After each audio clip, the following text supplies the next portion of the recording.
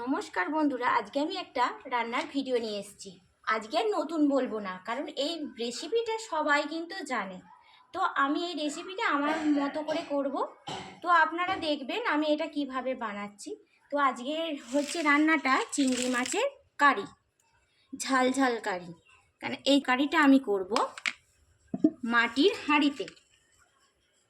হাঁড়িতে ও কাঠের উনুনে।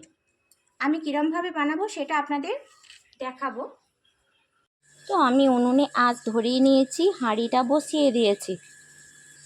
আমি চিংড়ি মাছের কারিটা করব সর্ষের তেলে। আমি সর্ষের তেল দিয়ে দিই হাঁড়িটার মধ্যে গরম করতে। আমার যতটা পরিমাণে লাগবে ততটা পরিমাণে সর্ষের তেল দিয়ে দেবো।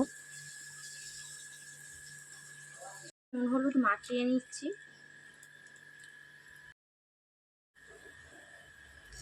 তো হাঁড়িতে তেলটা গরম হয়ে গেছে আমার। আমি এবার চিংড়ি মাছগুলো একটু ভেজে নেব।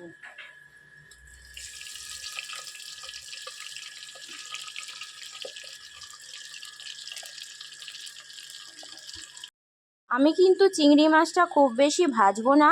তো আমার এখানে কিন্তু হালকা ভাজা হয়ে গেছে। আমি চিংড়ি মাছটা তুলে নেব একটা অন্য পাত্রে।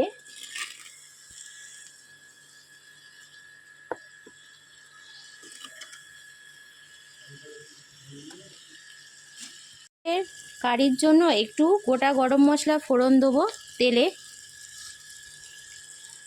তো আমি একটু গরম মশলা দিয়ে তেলে একটু ভেজে নিয়েছি।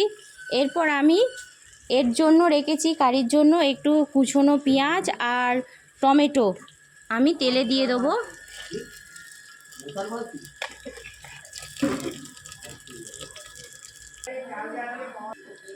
তো আমি পেঁয়াজ আর টমেটোটা একটু হালকা ভেজে নিয়েছি। এরপর আমার এই কারির জন্য মশলা লাগছে টমেটো বাটা, আদা বাটা, রসুন বাটা, লঙ্কা গুঁড়ো, হলুদ গুঁড়ো, কাঁচা লঙ্কা বাটা।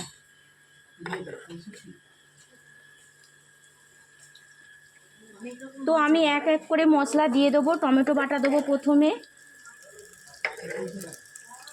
আর রসুন বাটা যতটা পরিমাণে লাগবে, আদা বাটা দেবো যতটা পরিমাণ লাগবে, কাঁচা লঙ্কা বাটা দেবো। যতটা পরিমাণে ঝাল খাবেন আপনারা সেই পরিমাণে দিতে পারেন এখানে লঙ্কা গুঁড়ো। আর পরিমাণ মতো হলুদ গুঁড়ো দিলাম। আর অল্প পরিমাণে যতটা লাগবে ততটা পরিমাণে আমি নুন দিয়ে দিলাম। দিয়ে আমি মশলাটা কষিয়ে, এই মশলাগুলো দিয়ে আমি তেলে কষিয়ে নেব। আমার এখানে মশলাটা কষা হয়ে গেছে, তেল ছেড়ে দিয়েছে। এরপর আমি 4টে কাঁচা লঙ্কা দিয়ে দেবো মশলা কষার মধ্যে।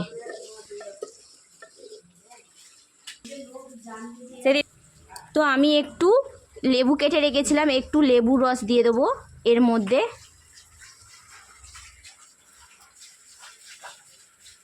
একটু নাড়াচাড়া করে নেব। দিয়ে চিংড়ি মাছগুলো যেগুলো হালকা একটু ভেজে রেখেছিলাম সেই চিংড়ি মাছগুলো এতে দিয়ে দেবো মশলায়। দিয়ে একটু নাড়াচাড়া করে কষিয়ে নেব।